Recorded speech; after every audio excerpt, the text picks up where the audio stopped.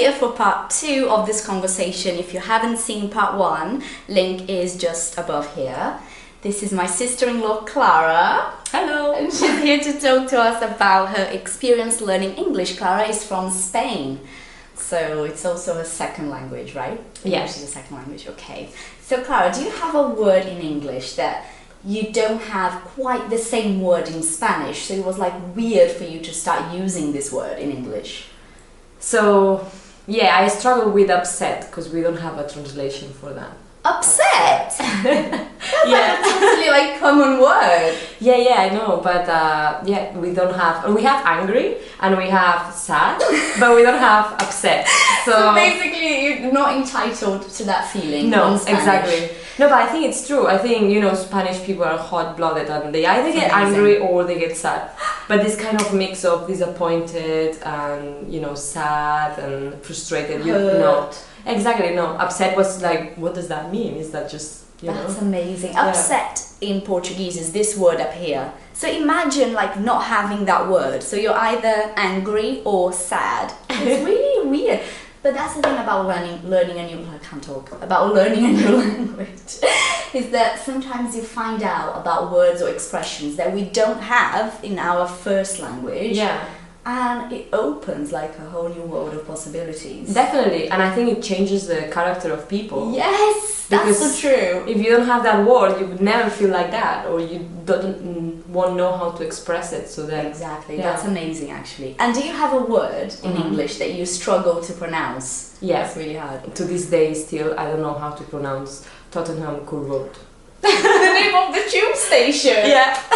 That's a tube station in London. It's very central, so all tourists know this place. Yeah. And it's really hard actually because the word is like this. So when you see this word, you think, okay, Tottenham. But the H is actually silent. Yeah. And that's why it's so hard, because we learned that the H sounds like h, but it doesn't in this word, apparently. So it's like Tottenham. Tottenham Court Road. That's really good. Thank you, Patricia. Now I know how to pronounce it. That's amazing. But you see, like sometimes it's just about a little trick in our brain. Yeah. It changes everything. I always do that with my students. Like I would send them a word, exactly how you're supposed to say it, not at all how you're supposed to spell it. Yeah. And then suddenly they know how to say it.